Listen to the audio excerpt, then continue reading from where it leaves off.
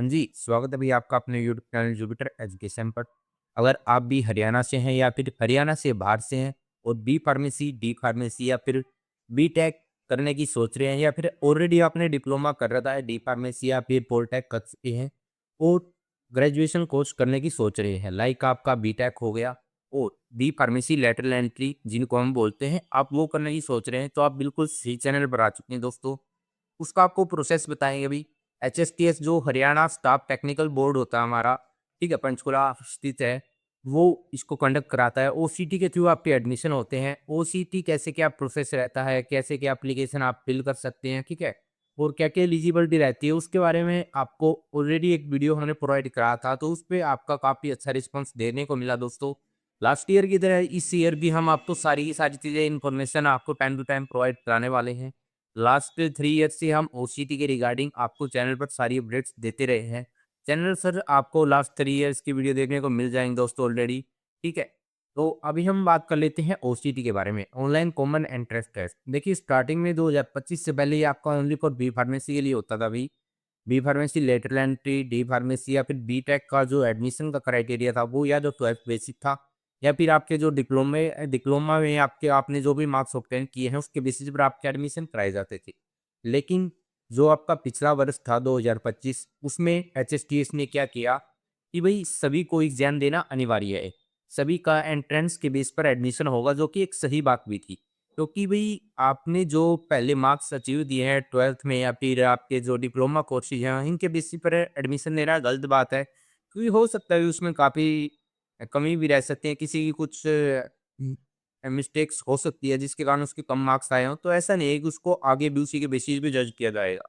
तो उसके लिए भी एंट्रेंस एक अच्छा चांस था कि हाँ भाई आप इम्प्रूव कर सकते हो।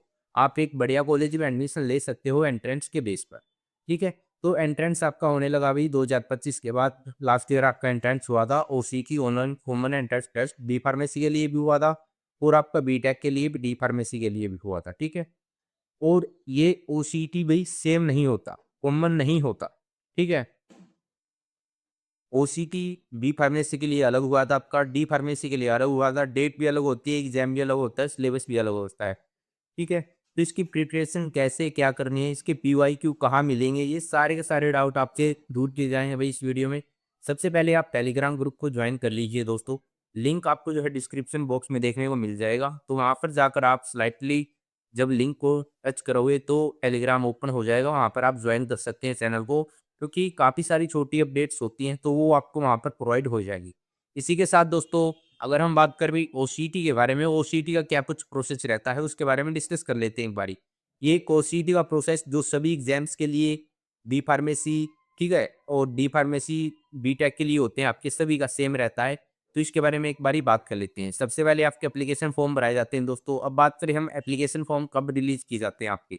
एप्लीकेशन फॉर्म दोस्तों आपके या तो मई के एंड में निकलते हैं, ठीक है? मतलब 15 से 20 मई के आसपास आपके एप्लीकेशन फॉर्म निकल जाते हैं दोस्तों। ज़्यादा से ज़्यादा कर सकते हैं कि 25 मई हो सकता है आपका, ठीक है? उसके बाद बात करते हैं दोस्तों हम एग्ज़ाम की। एग्ज़ाम से लगभग 1 वीक पहले आपका एडमिट कार्ड आता है दोस्तों और एग्ज़ाम की डेट लगभग आपकी मिड ऑफ जुलाई या फिर एंड ऑफ जुलाई में आपका एग्ज़ाम कंडक्ट कराया जाता है। इतनी लेट कैसे हो जाता है?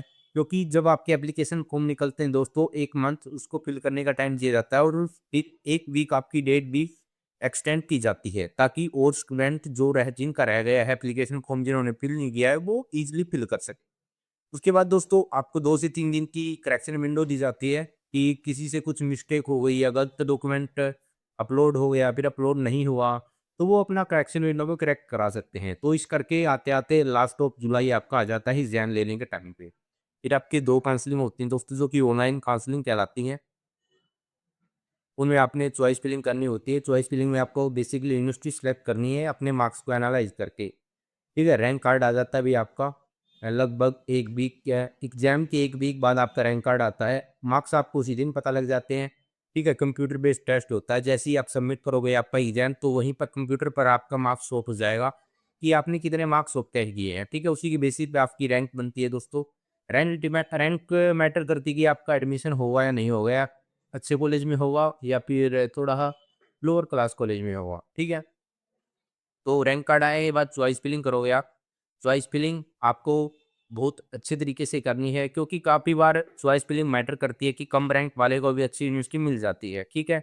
इसमें कैटेगरी भी मैटर करती है आपकी, आप कौन-सी कैटेगरी से बिलॉन्ग करते हो, जो कि कैटेगरी वाइज़ भी कट ऑफ काफ़ी ऊपर-नीचे रहती है दोस्तों, ठीक है? और जेंडर वाइज़ भी रहती है। मेल-फीमेल में भी इसमें काफ़ी अंतर देखने को मिलता है, क्योंकि सीट रिज़र्व्ड रहती है वही फीमेल्स की भी यूनिवर्सिटीज़ में, ठीक है? उसी के बेसिस पर आपकी कट ऑफ जाती है दोस्तों। कट ऑफ के बारे में भी वन बाय वन सारी यूनिवर्सिटीज़ की हम बात करेंगे, ठीक है? और धीरे-धीरे हमारे चैनल पर आपको हर एक यूनिवर्सिटी की वीडियो विद उसका डिपार्टमेंट टूर आपको वीडियो आने वाली है चैनल के ऊपर, ठीक है? तो उसमें आपको मोस्टली डाउट क्लियर हो जाएँगे कि भई डिपार्टमेंट कैसा है, टीचर्स कैसे हैं, ठीक है? उसके बाद आई थिंक कोई डाउट बचने वाला नहीं है आपके पास। तो अब हम बात कर लेते हैं दोस्तों काउंसलिंग कैसे होनी है। हाँ, तो जब आपकी चॉइस फिलिंग हो गई, चॉइस फिलिंग के बाद आपका आता है भाई seat allotment letter. Seat allotment letter में लिखा आता है कि आपको कौन-सी यूनिवर्सिटी मिली है। ठीक है, सीट अलॉटमेंट लेटर आने के बाद 3 से 4 दिन का आपको टाइम दिया जाएगा। उस टाइम में आपको यूनिवर्सिटी में जाकर सीट अपनी रिज़र्व करनी है। और अगर हमने फर्स्ट में पार्टिसिपेट कर लिया, फर्स्ट में हमें सीट अलॉट हो गई, तो हम सेकंड में पार्टिसिपेट कर सकते हैं या नहीं कर सकते? तो आप बिल्कुल कर सकते हो भाई, ठीक है? बाकायदा आपको फर्स्ट यूनिवर्सिटी में जाकर अपनी सीट रिज़र्व कर लेनी है। अगर आप नहीं लेना चाहते तो कहीं छोड़ सकते हो, उसको स्किप कर सकते हैं। लेकिन अगर आपको सेकंड में कोई भी यूनिवर्सिटी से सीट अलॉट होती है, तो फर्स्ट वाली ऑटोमेटिक कैंसल हो जाएगी आपकी, ठीक है? सीट अलॉट होने के बाद आप ऐसा नहीं है कि आप फर्स्ट वाली में जाकर वापस से एडमिशन करवा सकते हो, नहीं करवा सकते। उसके लिए आपको फिजिकल में वापस से एडमिशन करवाना पड़ेगा, ठीक है? तो ये प्रोसेस रहता है। उसके बाद फिजिकल काउंसलिंग होती है। अगर सीट बचती है तो मोस्टली सीट बचती है वही गवर्नमेंट में बचती है आपकी, प्राइवेट में तो बचती ही बचती हैं, ठीक है? सीट बचने के बाद दोस्तों यूनिवर्सिटी अपने लेवल पर एप्लीकेशन फॉर्म रिलीज़ करती है। उन एप्लीकेशन को आपको फिल करना होता है। वो एप्लीकेशन फिल क करने के बाद कोई एक फिक्स डेट होती है दोस्तों, उस डेट को आपको डॉक्यूमेंट लेकर यूनिवर्सिटी के अंदर जाना है। और फिर जो-जो प्रेज़ेंट होते हैं स्टूडेंट्स, उनकी मेरिट लिस्ट लगती है ओसीटी रैंक कार्ड के बेस पे। स्टार्टिंग वाली ओसीटी के बेस पे होती है, फिर 12th के बेस पे होती है। ऐसे कर के 2 से 3 फिजिकल काउंसलिंग आपकी कराई जाती हैं दोस्तों। उसके बाद भी अगर सीट बच जाती है, तो वैसे तो इतना कोई चांस रहता नहीं कि सीट बचती है, ठीक है? बाकी मोस्टली फिल हो ही जाती हैं। अब हम बात कर लेते हैं भई कि कितनी-कितनी सीट्स हैं हरियाणा में, गवर्नमेंट यूनिवर्सिटीज़ कौन-कौन सी हैं। ऑलरेडी तो आपको पता लग गया होगा भाई वैसे तो, ठीक है? लास्ट वाली वीडियोज़ में आपको बताया गया होगा, लास्ट ईयर की वीडियोज़ भी आपने देख ली होगी वैसे तो। बट बता देते हैं फिर भी एक बारी, जो आपकी कुरुक्षेत्र यूनिवर्सिटी है, ए प्लस प्लस ग्रेड के साथ 100 सीट्स हैं भई इसमें। ठीक है? 10 सीट आपकी ईडब्ल्यूएस की और एक्स्ट्रा है, 5 सीट आपकी टीएफडब्ल्यू की हैं, तो टोटल 115 सीट्स है।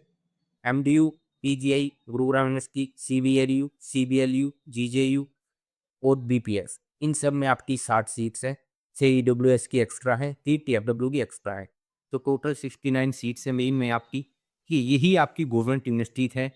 और अगर हम फीस की बात करें, तो फीस आपकी जीजेयू के भी जीजेयू में भी आपकी 69 सीट है, और जीजेयू की फीस लास्ट ईयर आपकी 83 आई थिंक 86,000 हो चुकी है भाई, पहले 48,000 थी, ठीक है? तो एकदम से इंक्रीज़ हुई है जीजेयू की फीस। बाकी आपकी गुरुग्राम यूनिवर्सिटी की 65 के है, एमडीयू की 30 के, पीजीआई की सबसे कम है 9.5 के है आपकी फीस, ठीक है? सीडीएलयू, सीबीएलयू की 40 की है, और बीपीएस ओनली फॉर गर्ल्स है यूनिवर्सिटी, इसकी भी आपकी 40 की फीस रहने वाली है। और अब हमारी रह गई जो मेन यूनिवर्सिटी, क्षेत्र यूनिवर्सिटी, इसकी आपकी 1 लाख पर ईयर रहने वाली है। ये फीस आपको पर ईयर बताई गई है, ना कि परसेंट, ठीक है? और विदाउट हॉस्टल है भई ये। हॉस्टल अगर आप ऐड करना चाहोगे किसी भी गवर्नमेंट यूनिवर्सिटी का, तो पर ईयर अप्रोक्सीमेट 40 के आपका पड़ जाता है इतना खर्चा, ठीक है? तो ये आपको सारा का सारा डाटा दे दिया गया है अभी। पीजीआई इन हॉस्टल्स नहीं है अभी आपका, ठीक है? ये आपको बता देते हैं। बाकी सब यूनिवर्सिटीज़ में आपको हॉस्टल मिल जाएगा, ठीक है? और इसके रिगार्डिंग प्रिपरेशन भी रहती है भई आपकी, कि प्रिपरेशन कहाँ से करें? तो प्रिपरेशन करने के लिए भी हमारा चैनल लगातार आपसे कॉन्टैक्ट बनाए रखता है, प्रयास करता है कि आपकी अच्छे से प्रिपरेशन हो जाए। तो लास्ट ईयर हमने ओसीटी 2025 के नाम से एक जुपिटर बैच आया था, जो कि काफ़ी हेल्पफुल रहा भी आपके लिए। तो किसी की तरह पर हम अब की बार फिर से वो जुपिटर बैच लेकर आने वाले हैं ओसीटी 26 के लिए, ओसीटी 2026 के लिए, ठीक है? तो उसमें कैसे क्या रजिस्ट्रेशन करना है, कैसे क्या आप उसको उसमें एडमिशन ले सकते हैं, ठीक है? वो सारा प्रोसेस आपको टेलीग्राम ग्रुप पर बता दिया जाएगा। स्क्रीन पर आपको मोबाइल नंबर दिख रहा होगा, और उसमें आपको क्या-क्या फैकल्टी मिलेगी, क्या-क्या उसमें आपको बेनिफिट्स होंगे, ठीक है? कैसे आप अपना एडमिशन सिक्योर कर सकते हैं, वो सारा का सारा डाटा हमने ऑलरेडी बना रखा अभी एक पोस्टर के थ्रू, तो वो आपको स्क्रीन पर नज़र आ रहा होगा, ठीक है? इसमें आपको ये सारी चीज़ें प्रोवाइड कराई जाएँगी। लगभग 3 टाइम्स आपका सिलेबस जो है कवर करवाया जाएगा। स्टार्टिंग में आपको रिकॉर्डेड लेक्चर मिलेंगे, फिर लाइव लेक्चर्स भी मिलेंगे आपको, डाउट सेशंस होंगे आपके और फिर आपका लास्ट टाइम क्विज़ के थ्रू, ठीक है? आपकी ऑनलाइन क्विज़ होगी, उसके थ्रू आप खुद को एनालाइज़ कर सकते हैं कि हाँ भाई, मेरे में कितनी एफिशिएंसी है। आपको पीवाईक्यू का जो है रिवीजन कराया जाएगा, विद सॉल्यूशंस आपको पीवाईक्यू प्रोवाइड कराए जाएँगे। देखिए हार्ड कॉपी पीवाईक्यू की आपको हार्ड कॉपी कहीं पे भी नहीं मिलेगी, ठीक है? हमारे पास भी हार्ड कॉपी नहीं मिलेगी आपको। लेकिन उनमें से जो मोस्टली क्वेश्चन्स हैं, क्योंकि हर एक साल हम एग्ज़ाम देते हैं, तो भी आपको आइडिया लग जाता है कि हमें किस टाइप के क्वेश्चन्स आते हैं और उसी टाइम पे क्वेश्चन्स रिकॉर्ड कर लिए जाते हैं कि हाँ भाई, ये क्वेश्चन्स अब की बार आया था, ये क्वेश्चन 23 में था, ये क्वेश्चन 2024 में है।